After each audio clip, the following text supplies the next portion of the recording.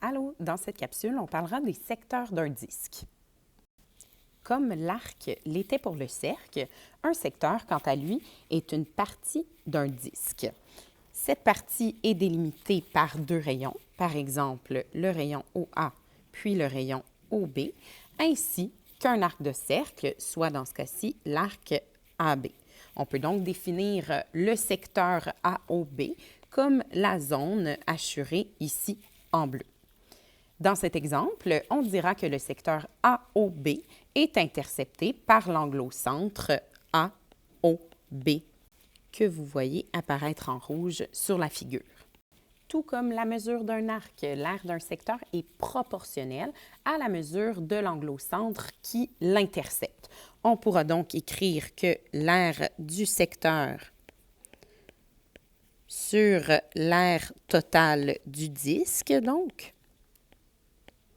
est égale à la mesure de l'anglo-centre, encore une fois, sur les 360 degrés totaux qui forment le cercle. Pour travailler cette proportion, prenons un premier exemple. Quelle est l'aire d'un secteur de 54 degrés si le rayon du disque est 5 cm? Donc, la proportion, je vous la rappelle, on sait que l'aire d'un secteur sur l'aire du disque est égale à la mesure de l'anglo-centre qui intercepte ce secteur sur 360 degrés. On nous donne la mesure de l'anglo-centre. On connaît évidemment 360 degrés. Toutefois, il nous reste encore deux données inconnues dans cette proportion, soit l'aire du secteur et l'aire du disque. Par contre, dans le problème, on nous indique que le rayon du disque est de 5 cm. Avec cette information, on pourra donc aller calculer dans un premier temps l'aire du disque. On utilisera la formule d'aire qui est pi fois le rayon au carré. On a donc une aire de pi fois 5 au carré, soit 25 pi centimètres carrés. Dans un deuxième temps, on pourra donc résoudre la proportion pour aller trouver l'aire du secteur. On a donc notre valeur inconnue, soit x, sur 25 pi centimètres carrés. Je vous rappelle qu'on travaille avec la valeur exacte jusqu'à la fin du problème, est égal à 54 degrés sur 360 degrés. Il suffira ici d'utiliser le produit croisé pour résoudre la proportion. On a donc que 360 fois x est égal à 54 fois 25 pi. On divisera par 360 de chaque côté pour isoler la valeur de x. L'aire du secteur, donc notre valeur inconnue, vaut ainsi environ 11,78 cm². C'est tout pour l'exemple 1. Passons à l'exemple suivant. L'exemple 2 nous dit que dans un cercle, un angle au centre mesure 130 degrés et la mesure de l'arc AB intercepté par cet angle est de 15 cm. On cherche l'aire du secteur formé. On nous donne donc la mesure d'un angle au centre et la mesure d'un arc. Si vous commencez à comprendre la proportion qu'on vient juste de voir, la mesure d'un arc ne sera pas une information suffisante pour trouver directement l'aire du secteur. Prenons donc le temps de décortiquer ce problème. À partir de la mesure d'un angle au centre qu'on nous donne et de la mesure de l'arc qui est intercepté par cet angle, on pourra trouver, à l'aide d'une proportion, la circonférence du cercle. À partir de cette circonférence et de la formule C est égal à 2πr, on pourra trouver le rayon. L'objectif de rechercher le rayon est qu'en fait, comme on l'a déjà vu, le rayon est une information commune à la recherche d'une circonférence et à la recherche de l'aire. Ainsi, à partir du rayon, on pourra trouver l'aire du disque, information qui nous sera utile pour trouver la réponse qui nous est demandée dans cet exemple, soit l'aire du secteur. On est maintenant prêt à se lancer dans la démarche en trouvant d'abord la circonférence.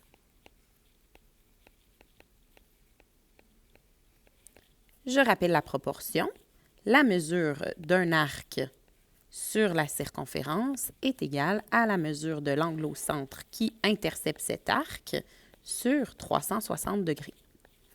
Remplaçons maintenant la mesure de l'arc par sa valeur, soit 15 cm, la circonférence est la donnée qu'on cherche, la mesure de l'angle au centre est de 130 degrés sur 360 degrés. On peut résoudre cette proportion à l'aide du produit croisé. On a donc 130 fois la circonférence est égale à 15 fois 360.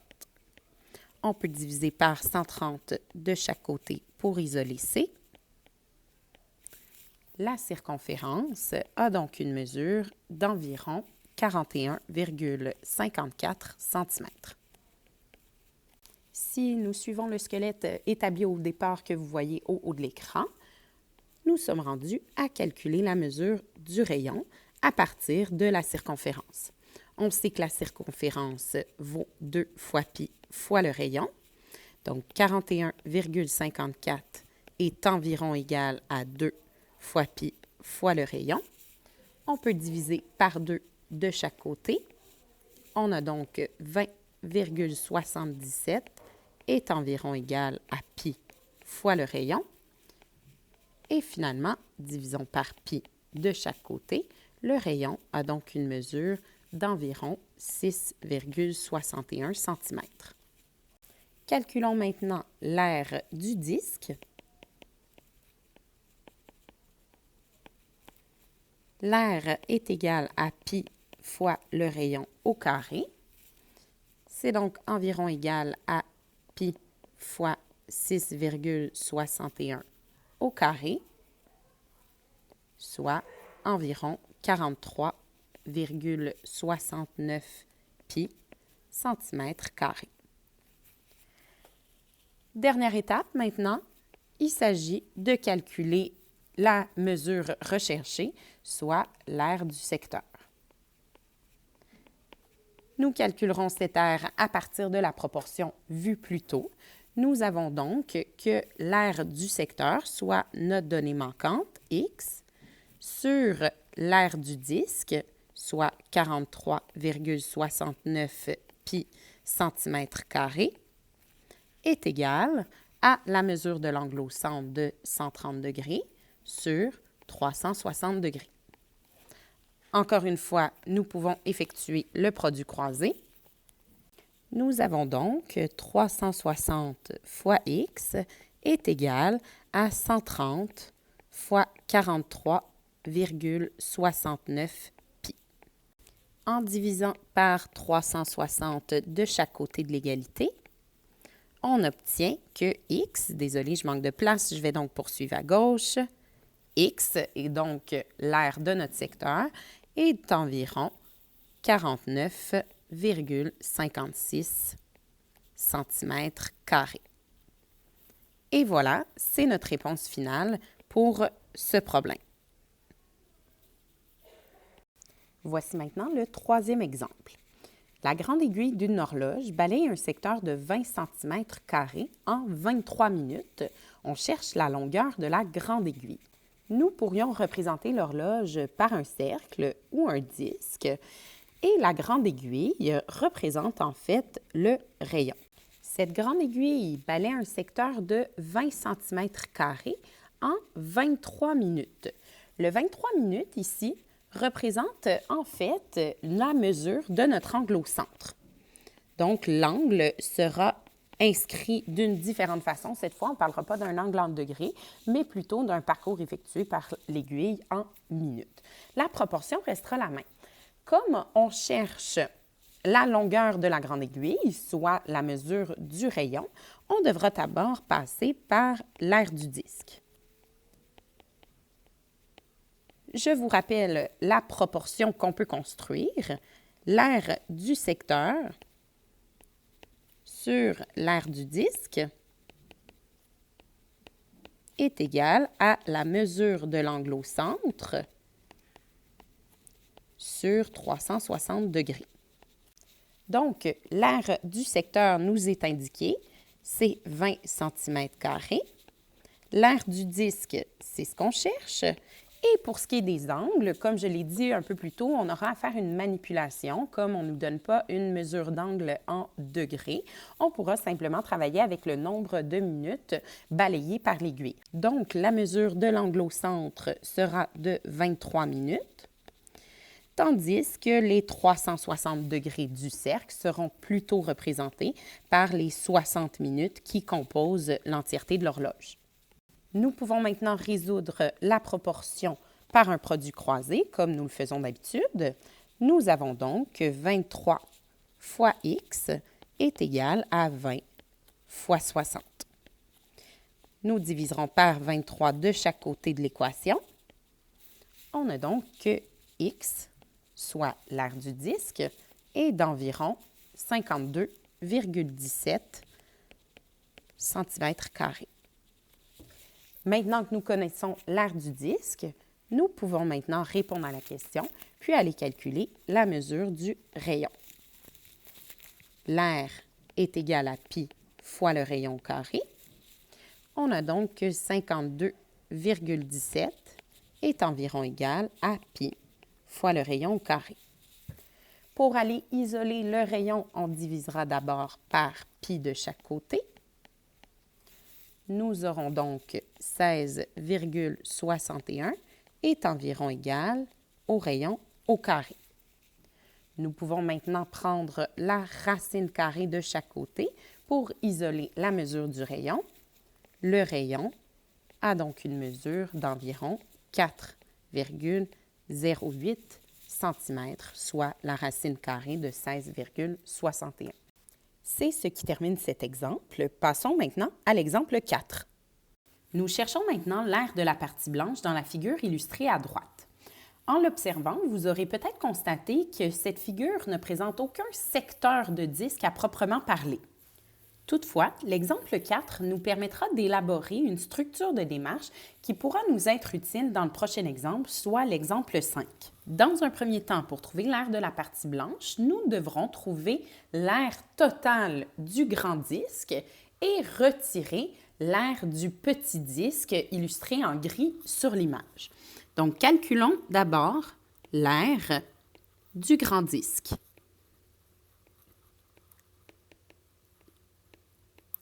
Nous savons que l'aire est égal à pi fois le rayon au carré. Dans le cas du grand disque, le rayon est de 5 cm. Donc, nous avons pi fois 5 au carré, soit une aire de 25 pi cm². Dans un deuxième temps, calculons l'aire du petit disque, qui est ici le disque illustré en gris. Donc, cette fois-ci, nous avons plutôt un rayon de 3 cm. Donc, l'aire est égal à pi fois le rayon au carré, ce qui est égal à pi fois 3 au carré, soit 9 pi cm². Je vous rappelle qu'ici, on est venu travailler donc avec des valeurs exactes jusqu'à la fin du problème pour rester le plus précis possible. Donc, dans la troisième étape, on ira faire notre soustraction pour calculer l'aire de la partie blanche. Et je réutiliserai les deux aires calculées en valeurs exactes. Donc, l'aire du grand disque, soit 25 pi, à laquelle on retire l'aire du petit disque, soit 9 pi, nous donnera l'aire de la partie blanche, soit 16 pi cm², que nous pouvons arrondir à 50,27 cm². Nous sommes donc prêts maintenant à passer au dernier exemple, soit l'exemple 5. On cherche ici l'aire et le périmètre de la partie assurée dans la figure ci-contre. Nous séparons donc la démarche en deux en cherchant d'abord l'aire de la partie assurée. Donc, vous aurez probablement constaté que cette partie assurée représente une portion de secteur. Comme dans l'exemple 4, on devra donc effectuer une soustraction pour trouver cette aire finale. La soustraction se fera par contre avec des données différentes. Nous devrons dans un premier temps calculer l'aire totale du secteur ici associé au grand cercle et retirer l'aire du petit secteur, soit celui associé au petit cercle. Lançons-nous donc dans la démarche. Je vous rappelle que 4 données apparaissent dans la proportion qui nous permet de trouver l'aire d'un secteur, soit l'aire du secteur évidemment, l'aire du disque, la mesure de l'angle au centre et 360 degrés qui forment l'entièreté du cercle. Nous avons ici la mesure de l'angle au centre qui est de 95 degrés. Nous avons également, bien sûr, 360 degrés. Nous cherchons l'aire des secteurs. Il nous faudra donc d'abord trouver l'aire des disques. Donc, dans un premier temps, allons chercher l'aire du grand disque.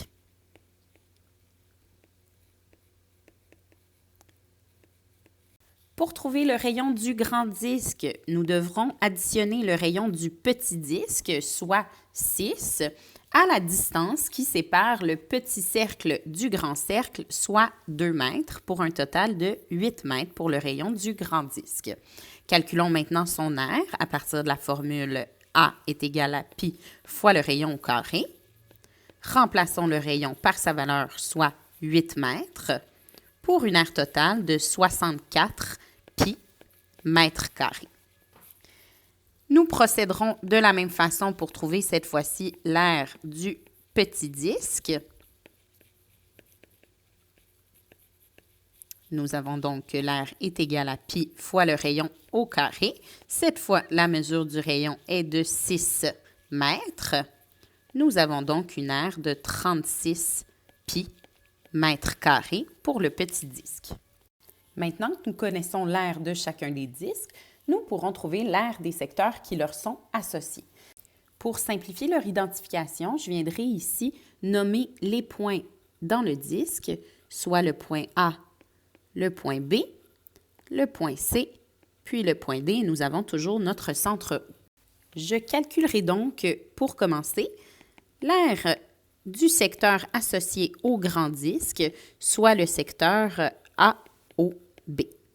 Je prends le temps de vous rappeler la proportion un petit peu plus haut, soit l'aire du secteur sur l'aire du disque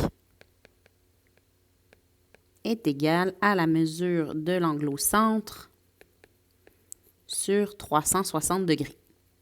Remplaçons donc les données que nous connaissons maintenant.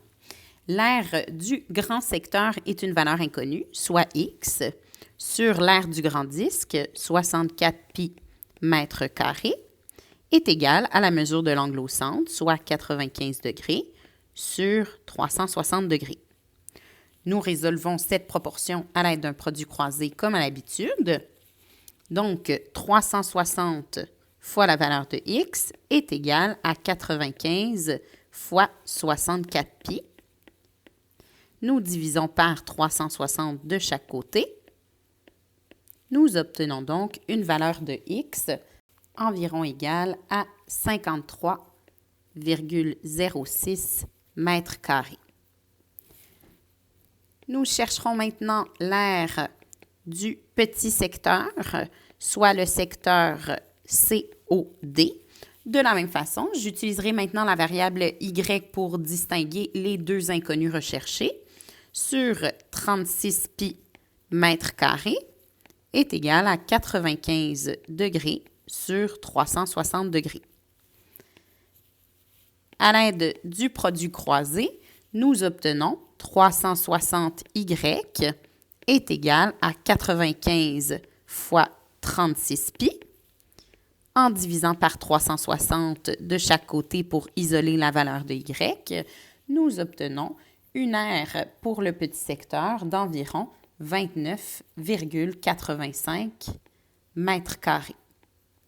Il nous suffit maintenant de trouver, dans une cinquième étape, l'aire de la partie hachurée.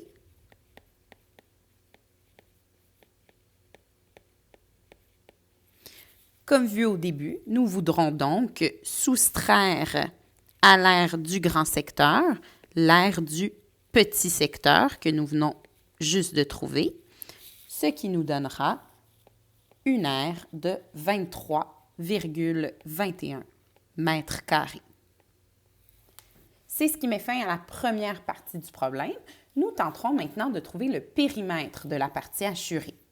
Ce périmètre est composé de 4 portions, soit la portion CA, la portion DB, la portion CD et la portion AB.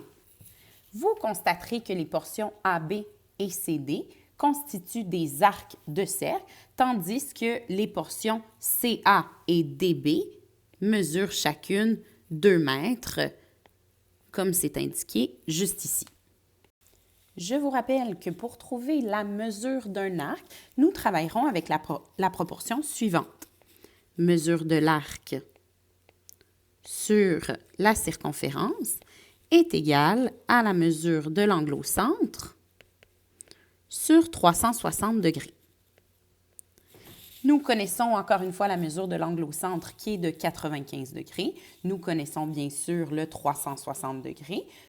Pour trouver la mesure de l'arc, il nous faudra donc d'abord trouver la circonférence dans un premier temps du grand cercle et dans un deuxième temps du petit cercle. Donc, allons-y. Circonférence du grand cercle. Nous savons que la circonférence est égale à 2 fois pi fois le rayon. Nous avons calculé tout à l'heure un rayon de 8 mètres que nous réutiliserons ici pour nous donner une circonférence totale de 16 pi mètres. Ensuite, calculons la circonférence du petit cercle.